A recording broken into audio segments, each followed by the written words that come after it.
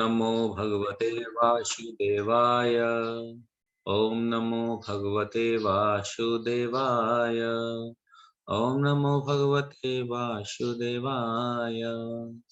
हरे कृष्णा। सभी भक्तों को दंडवत प्रणाम, हार्दिक स्वागत एवं अभिनंदन। जैसे आप सभी ने कल रामायण के बाल कांड को श्रवण किया, आज तो हम श्रीमती पूजा मारू माता जी के मुख से अयोध्या कांड को श्रवण करेंगे। तो सभी भक्तों से अनुरोध है, आप लोग सबको म्यूट रखें और पूजा मारू माता जी आप एक छोटा सा कीर्तन करके कृपया आप स्टार्ट कीजिए। हरे कृष्णा। हरे कृष्ण। प्रणाम। जय राधा माधव कुंज बिहारी, गोपी जन वल्लभ गिरिवर धारी।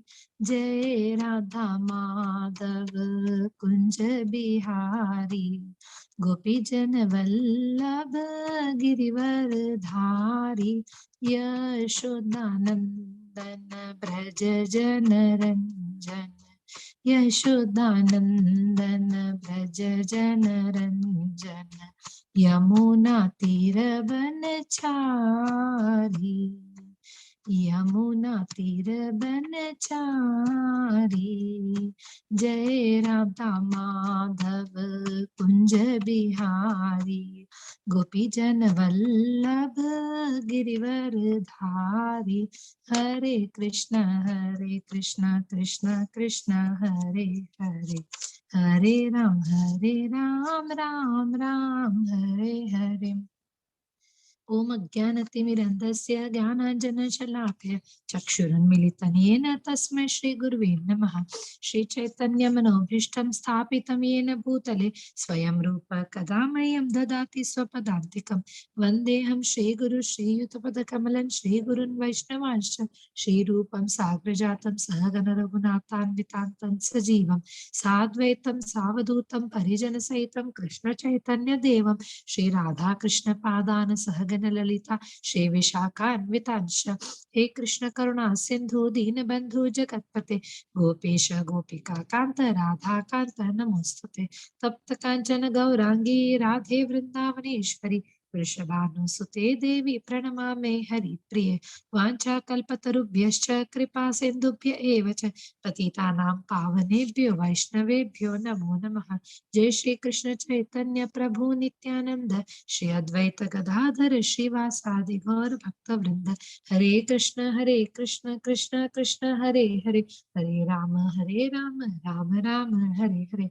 नम ओं विष्णु पादाय कृष्ण पृष्ठाय भूतले, श्रीमते भक्ति वेदांत स्वामी नीति नामिने।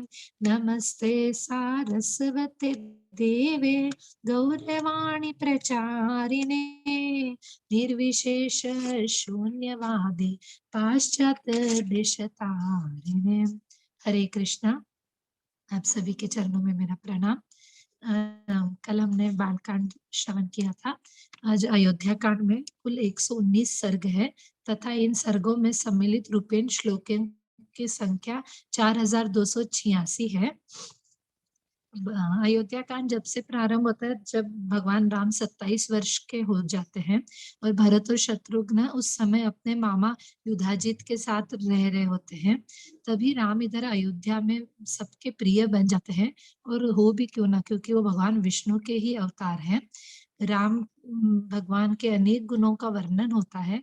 यहाँ पे बताते हैं कि राम भगवान अतिशय संयमित, संतुष्ट, द्वेष रहित, विनम्र और करुणाशील थे। वे क्षमाशील थे, ब्राह्मणों का सम्मान करने वाले थे।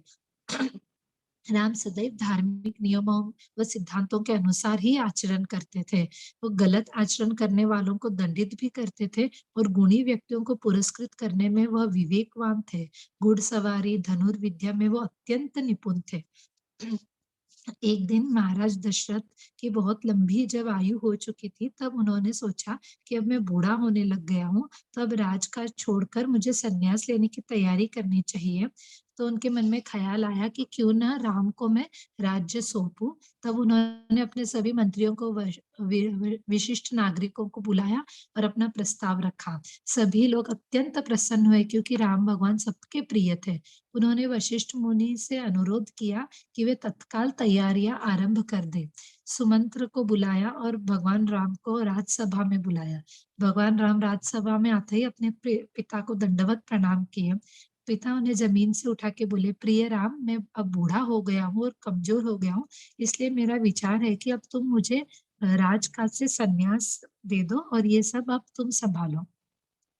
फिर ये समाचार माता कौशल्या को मिलता है, तो माता कौशल्या अत्यंत प्रसन्न होती है और सभी ब्राह्मणों को और दास-दासियों को उपहार भेंट करती है।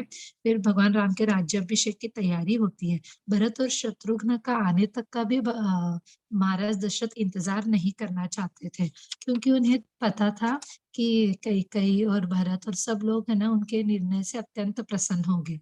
फिर राम भगवान को और सीता माता को आज्ञा मिली वशिष्ठ जी से कि वो पूरा दिन और पूरी रात निराहार रहे, ताकि कल सुबह होते ही उनका राज्याभिषेक होगा। ये समाचार बहुत जल्दी पूरे है ना अयोध्या में फैल गया और सभी लोग अत्यंत प्रसन्न थे। सभी सड़कों को, दुकानों को और अपने घरों को सजाने लग गए। मार्गों को इत्र से मिश्रित जल से धोने की तैयारियां होने लग गई। प्रत्येक घर को और दुकान को जगमगाती हुई रंगीन दीपक से जलाने लग गए। ये सब दृश्य जो एक कैकेयी की दासी थी मंथरा, वो खड़ी-खड़ी अपने इधर से देख रही थी। फिर मंथरा असल में एक अप्सरा थी, जिसे देवताओं ने रावण का संहार करने में सहायता करने के उद्देश्य से नियुक्त किया था। मंथरा कैकेयी के पास आई और बोलने लग गई कि कैकेयी, ये तुम्हारे साथ षड्यंत्र हो रहा है। जब भरत यहाँ पर नहीं है तभी राम को राज्य दे दिया जा रहा है, तो तुम दासी बन के रह जाओगी। कैकेयी पहले तो मंथरा को फटकारती और कहती है, ये इस तरह से अनुचित वचन मत कहो। मुझे राम अत्यंत प्रिय है और वो बहुत अच्छे से राजकाज सँभालेंगे। लेकिन मंत्रा कैकेयी को बहुत भड़काती है और फिर कैकेयी उसकी बातों में आ जाती है और कोप भवन में चली जाती है। अपने सारे आभूषण, राजसी वस्त्र सब उतार के फेंक देती है और फटे पुराने कपड़े पहन लेती है और महाराज को वहाँ पे बुलाने के लिए प्रस्ताव भेजती है। जब महाराज आते हैं, कैकेयी का इस तरह से देखते हैं, तब पूछते हैं क्या हुआ? तब कैकेयी बोलती है कि मुझे 2 वरदान दीजिए, जो मैं आपसे माँगने वाली थी।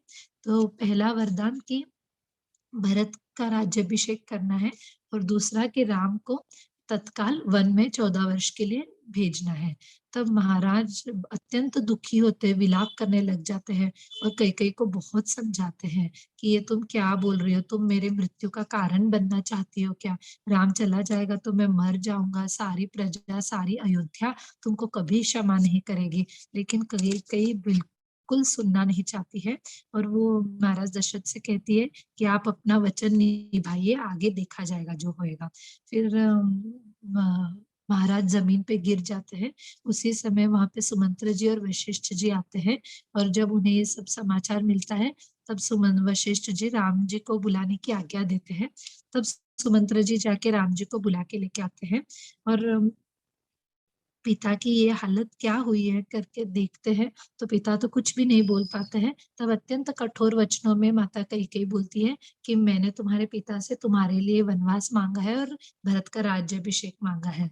तो भगवान राम कुछ भी नहीं कहते हैं और वो अपनी माता की आज्ञा को शिरोधार्य करके वहाँ से चले जाते हैं। जब आके वो सीता को ये बात बताते हैं, सीता भी अत्यंत दुखी होती है और कौशल्या माता को जब ये घटना पता चलती है, तो कौशल्या माता भी विलाप करने लग जाती है और कहती है कि मैं भी तुम्हारे साथ चलूँगी। तब राम भगवान बहुत अच्छी बात बताते हैं, कौशल्या माता को बोलते हैं कि किसी भी धर्मपरायण और पतिव्रता स्त्री का सबसे पहला कर्तव्य यह है कि वह किसी भी स्थिति में अपने पति को न छोड़े। एक स्त्री को कभी भी अपने पति का त्याग करने के बारे में सोचना भी नहीं चाहिए, क्योंकि जब तक वह जीवित है, तब तक उसका पति ही उसका परमेश्वर है। कोई स्त्री चाहे कितनी भी सरल हृदय या धार्मिक हो, परंतु यदि वह अपने पति की सेवा नहीं कर पाती, तब वह पाप करती है। समस्त श्रुति और स्मृति शास्त्रों का भी यही बताते हैं। मेरी प्यारी माँ, आप पिताजी के साथ रहिए और मेरे लौट कर आने तक प्रतीक्षा कीजिए। 14 वर्ष बहुत जल्दी बीत जाएंगे और माँ मैं बहुत जल्दी आ जाऊंगा। इस तरह से अपने माँ से आशीर्वाद लेके भगवान राम आगे चलते हैं। तब कौशल्या माता श्री राम जी के लिए मंगल कामना पूर्वक स्वस्ति वाचन करती है और भगवान उन्हें प्रणाम करके जाते हैं। यहाँ सीता माता को भगवान कहते हैं कि मैं बहुत जल्दी आ जाऊंगा। तब सीता माता भी अत्यंत विलाप करने लग जाती है और बोलती है कि मैं भी साथ में चलूंगी। सीता बोलती है कि हे राम, मैं अपने पिता माता मित्रों या संबंधियों के आश्रित नहीं बन सकती हूँ। यहाँ तक कि स्वयं अकेली भी नहीं रह सकती हूँ। मेरा पति ही मेरा एकमात्र आश्रय है, इसलिए मैं आपके साथ रहने को ही संकल्पबद्ध हूँ। मैं आपके पीछे पीछे चलूंगी और आपके भोजन करने के बाद ही भोजन करूंगी। मैं कभी भी ऐसा कोई कार्य नहीं करूंगी जिससे आप अप्रसन्न हो, और पर्वतों, झीलों और नदियों को देखकर भी प्रसन्न रहूंगी। आपकी उपस्थिति में स्वयं को सुरक्षित महसूस करूंगी। मैं कभी भी थकान का या ऊब का अनुभव नहीं करूंगी।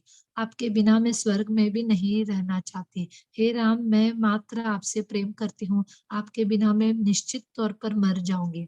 सीता के इस तरह से विलाप करते हुए देख के राम जी सीता को भी चलने की अनुमति देते हैं। यहाँ लक्ष्मण जी बहुत रुष्ट होते हैं और अपने पिता के बारे में बहुत गलत गलत वचन बोलने लग जाते हैं कि पिता नारी के वश में होके ये सब कर रहे हैं, और भगवान राम को बोलते हैं कि आप बलपूर्वक अयोध्या पे राज प्राप्त करिए। तब है ना भगवान राम लक्ष्मण जी को भी एकदम प्रेम से समझाते हैं और बोलते हैं कि है ना पिता की आज्ञा को शिरोधार्य करना एक पुत्र का कर्तव्य है। मैं ऐसा कभी भी नहीं करूंगा लक्ष्मण। तो लक्ष्मण जी बोलते फिर भैया मैं भी आपके साथ चलूंगा। तो राम जी बोलते हैं कि आप जाके सुमित्रा मैया से आज्ञा लेके आओ। तो सुमित्रा माता अत्यंत खुश होती है, बोलती है कि आज मैं पुत्रवती बनी हूँ, क्योंकि राम की सेवा करना ही आपका धर्म है। जहाँ राम है वहीं आपकी अयोध्या है, और जहाँ माँ सीता है वहीं आपकी माँ है। तो अत्यंत प्रसन्नता से वो लक्ष्मण जी को भेजती है। फिर सीता राम लक्ष्मण वल्कल के वस्त्र धारण करते रहते हैं। जब सीता भी धारण करती है, तब है ना वशिष्ठ जी बहुत रुष्ट होते हैं और कैकेयी को बहुत फटकारते हैं और बोलते हैं कि सीता राजसी वस्त्रों में जाएगी, और पूरे आभूषणों से वो यहाँ से जाएगी, वो वल्कल वस्त्र नहीं पहनेगी। फिर राजा दशरथ की आज्ञा से सीता के लिए अत्यंत मूल्यवान गहने लाए जाते हैं और उन्हें पहनाया जाता है। पूरा वातावरण शोकाकुल हो जाता है। श्री राम के वनगमन की बातें सुनकर पूरे रनिवासी की स्त्रियां, 300 पत्नियां थी राजा दशरथ की, वो सभी विलाप करने लग जाती है और सारा नगर शोक में भर जाता है और कैकेयी के प्रति अत्यंत रुष्ट वचन सभी बोलने लग जाते हैं। राजा दशरथ पृथ्वी पर गिर जाते हैं, श्री राम के लिए विलाप करते हैं। कैकेयी अपने पास आने से मना कर देती है, और कैकेयी को अपने पास आने से मना कर देते हैं और उसे त्याग देते हैं। महारानी कौशल्या भी विलाप करती हुई श्री राम को विदा करती है। सुमित्रा कौशल्या जी आश्वासन देती है एक दूसरे को और दशरथ जी को कि राम जल्दी आ जाएंगे। तभी श्री राम पुरवासियों से भरत और महाराज दशरथ के प्रति प्रेम भाव रखने के लिए अनुरोध करते हैं और लौट जाने के लिए कहते हैं सभी नगरवासियों को, क्योंकि वो सब भगवान श्री राम के साथ चलने के लिए तैयार हो जाते हैं, लेकिन कोई भी भगवान राम को छोड़ते नहीं है। तभी सब लोग तमसा नदी के तट पर पहुंचते हैं। सीता और लक्ष्मण सहित श्री राम रात्रि में तमसा नदी के तट पे निवास करते हैं। माता पिता और अयोध्या के लिए चिंता करते हैं और पूर्ववासियों को सोते छोड़कर वन की ओर भगवान राम सुमंत्र के साथ चले जाते हैं।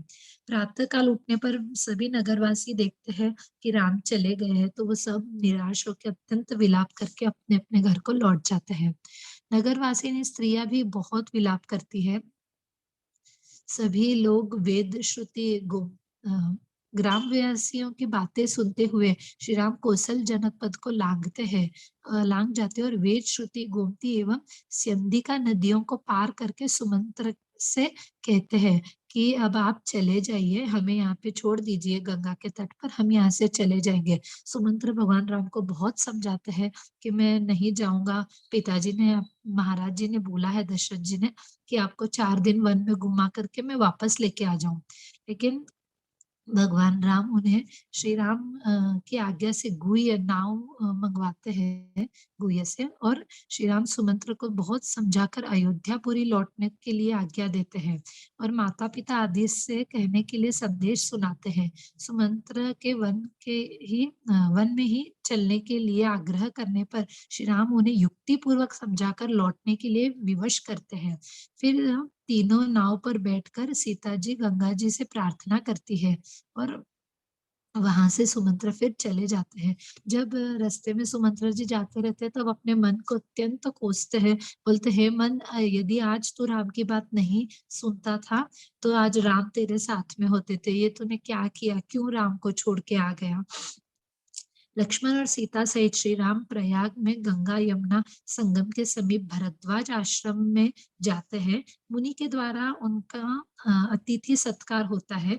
उन्हें चित्रकूट पर्वत पर ठहरने का आदेश मिलता है और चित्रकूट की महत्ता एवं शोभा का यहाँ पर वर्णन होता है। भरद्वाज जी श्री राम आदि के लिए स्वस्ति वाचन करते हैं, उन्हें चित्रकूट का मार्ग बताते हैं। उन सब का अपने ही बनाए हुए बेड़े से यमुना जी को पार करते हैं। सीता जी यमुना जी और श्याम वट से प्रार्थना करती हैं। तीनों का यमुना के किनारे मार्ग से एक कोस तक जाकर वन में घूमना फिरना होता है और यमुना जी के समतल तट पर रात्रि में वे निवास करते हैं। वन की शोभा देखते देखते हुए श्री राम आदि का चित्रकूट में पहुंचना होता है। वाल्मीकि जी का दर्शन होता है। श्री राम की आज्ञा से लक्ष्मण द्वारा पर्णशाला का निर्माण होता है तथा उसकी वास्तु शांति करके वे सब कुटिया में प्रवेश करते हैं। सुमंत्र जी इधर अयोध्या में लौटते हैं।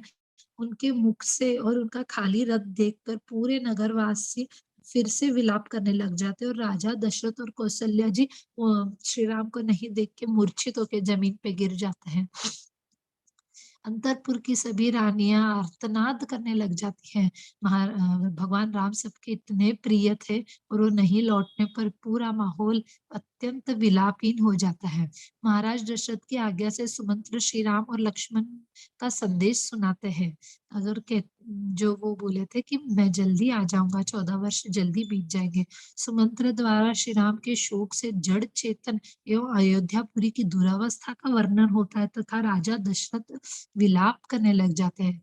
कौशल्या राजा दशरथ को समझाती है कि महाराज ऐसा मत करिए, आप दुखी मत होइए। तब राजा दशरथ को बार बार वो श्रवण कुमार का स्वप्न आने लग जाता है और महाराज दशरथ समझ जाते हैं कि अब मैं ज्यादा दिन तक नहीं रहूंगा। राजा दशरथ शोक करते हैं और कौशल्या अपने द्वारा मुनि कुमारों के मारे जाने का प्रसंग को महाराज दशरथ उन्हें सुनाते हैं। राजा दशरथ अपने द्वारा मुनि कुमार के वध से दुखी हुए उनके माता पिता का विलाप और उनके दिए हुए शाप का प्रसंग बार बार सुनाकर कौशल्य के समीप रोते बिलखते हुए आधी रात के समय में अपने प्राणों को त्याग देते हैं। वंदी जनों का स्तुति पाठ होता है। राजा दशरथ को दिवंगत हुआ जान उनकी रानियां अत्यंत करुण विलाप करने लग जाती है। राजा के लिए कौशल्या विलाप करती है और कई कई भर्त्सना मंत्री राजा के शव को तेल से भरे हुए कड़ाह में सुलाते हैं। रानियां विलाप करती है। पूरी की श्रीहीनता और पूर्ववासियों का शोक होता है। मार्कंडे आदि मुनि तथा मंत्री राजा के बिना होने वाली देश की दुरावस्था का वर्णन करते हैं और वशिष्ठ जी से किसी को राजा बनाने के लिए अनुरोध करते हैं। वशिष्ठ जी की आज्ञा से 5 दूतों को अयोध्या से कैकेयी के देश में भेजा जाता है और भरत को और शत्रुघ्न से वहां से बुलाया जाता है। भरत अत्यंत चिंता में रहते हैं, उन्हें कुछ अच्छा नहीं लगता है। तब वो दूतों को भरत को उनके नाना और मामा के लिए उपहार वस्तुएं अर्पित करने को कहते हैं वशिष्ठ जी, और संदेश सुनाते हैं और पिता की आदि की कुशलता पूछते हैं भरत जी। तो उन्हें नाना से आज्ञा तथा उपहार की वस्तुएं पाकर शत्रुघ्न के साथ अयोध्या की ओर प्रस्थान करते हैं। रथ और सेना सहित भरत जी यात्रा करते हैं। विभिन्न स्थानों पार करके जब वो अयोध्यापुरी पहुंचते हैं तब देखते हैं कि अत्यंत दुख का माहौल है। सारी प्रजा दुखी है। भरत जी चिंता करने लग जाते हैं। भरत जी कैकेयी के भवन में जाकर उसको प्रणाम करते हैं। उसके द्वारा पिता के परलोकवास का समाचार पाकर दुखी होते और विलाप करने लग जाते हैं। तथा श्री राम के विषय में पूछने पर कैकेयी द्वारा उनका श्री राम का वन गमन का वृत्तांत उन्हें पता चलता है।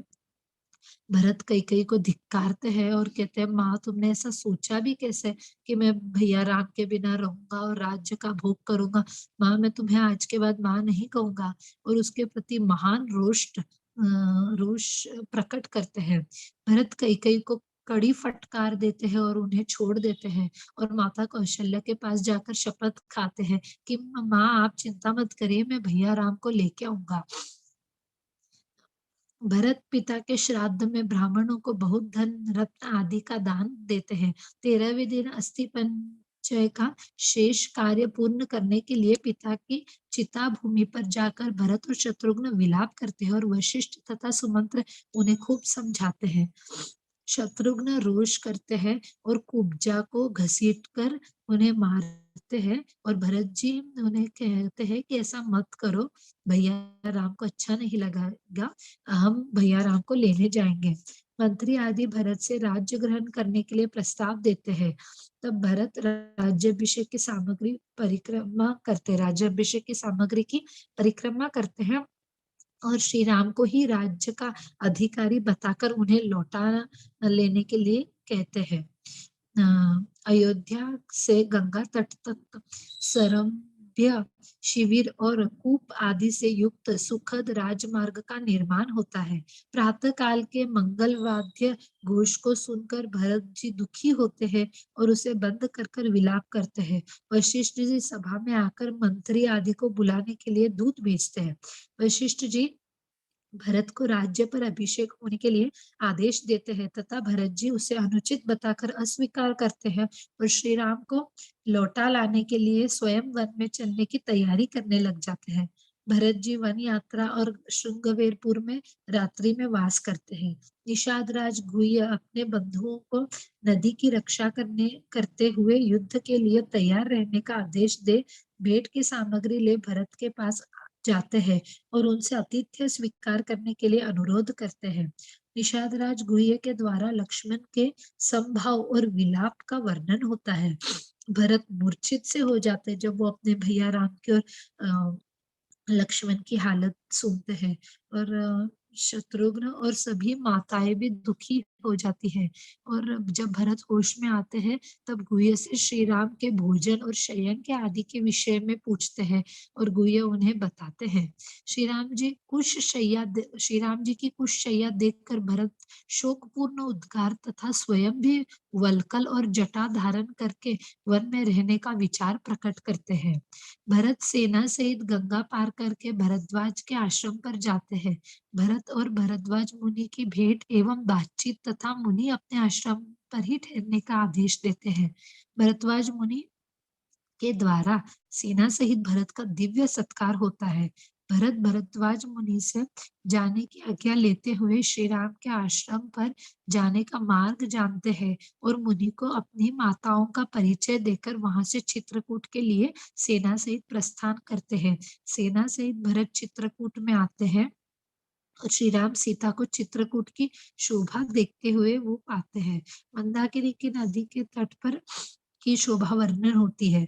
वन जंतु के भागने का कारण जानने के लिए श्री राम की आज्ञा से लक्ष्मण जी शाल वृक्ष पर चढ़कर भरत की सेना को देखते हैं और उनके प्रति अपना रोषपूर्ण उद्गार प्रकट करते हैं।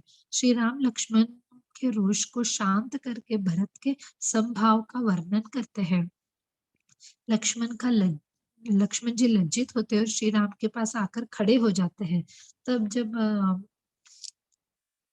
भरत जी वहां पे पर्णशाला को देखते हैं और तथा रोते रोते भगवान राम के चरणों में गिर जाते हैं और श्री राम उन सबको हृदय से लगा कर मिलते हैं।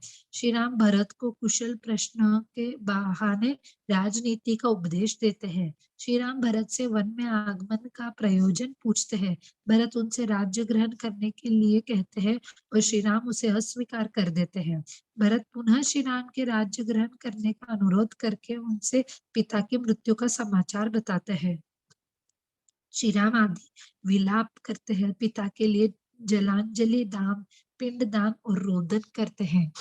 वशिष्ठ जी के साथ आती हुई कौशल्या का मंदाकिनी के तट पर सुमित्रा आदि के समक्ष दुखपूर्ण उद्गार होता है। श्री राम, लक्ष्मण और सीता द्वारा अपनी माताओं के चरण वंदना करते हैं तथा वशिष्ठ जी को प्रणाम करके श्री राम आदि सबके साथ बैठते हैं।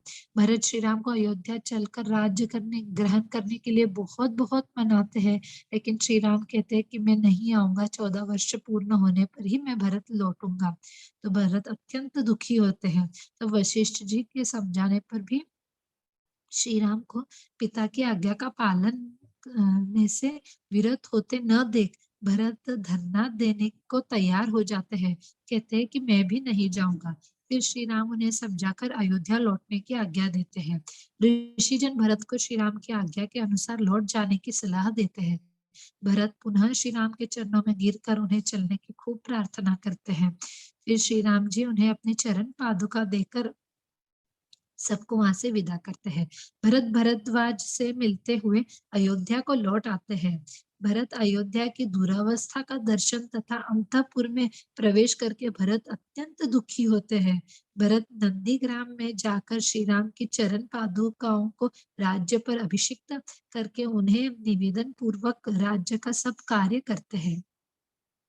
श्री राम आदि अत्रि मुनि के आश्रम पर जाकर उनके द्वारा सत्कृत होते हैं तथा अनसुईया के द्वारा माता सीता का सत्कार होता है। ये अत्रि मुनि का इस तरह से वर्णन किया है कि त्रि यानी 3 गुण, जो तीनों गुणों से ऊपर है, जो हमेशा शुद्ध सत्व गुण में स्थित रहते हैं, वे अत्रि मुनि है। और माता सीता को अनसुईया माता पति धर्म का, नारी धर्म का उपदेश देती है और कहती है कि सीता, इसकी तुम्हें जरूरत नहीं है, क्योंकि तुम्हारे नाम से ही सभी स्त्रियां पवित्र हो जाएगी। लेकिन फिर भी माता सीता के बहाने वो जगत को यह आदेश देती है कि हमें नारी धर्म का पालन करना चाहिए।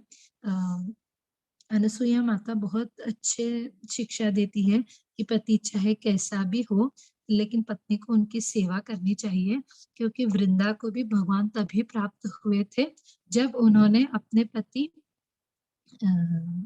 जो कि असुर था, उनकी सेवा करी थी। फिर प्रेम उपहार देती है माता सीता को अनसुईया, और अनसुईया के पूछने पर सीता उन्हें अपने स्वयंवर का कथन सुनाती है।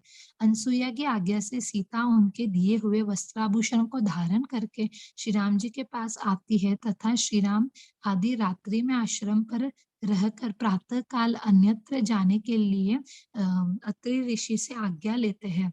अत्रि ऋषि खूब विलाप करने लग जाते हैं, कहते हैं राम कि मैं तुमको कैसे कहूँ कि तुम यहाँ से चले जाओ, ये कहने से तो मुझे अच्छा नहीं लगेगा, और मैं आपको ये भी नहीं कह सकता हूँ कि आप रुक जाओ, क्योंकि आप भगवान हो, तो मैं आपको आदेश कैसे दे सकता हूँ। इस तरह से अत्रि ऋषि अत्यंत विलाप करते हैं। फिर राम भगवान उनकी आज्ञा से वहां से आगे प्रस्थान करते हैं और यहाँ पे अयोध्या कांड पूर्ण हुआ। कुछ भी गलती हुई हो बोलने में तो क्षमा करना। हरे कृष्णा। श्री रामचंद्र भगवान की जय। श्रील प्रभुपाद की जय। हरे कृष्ण।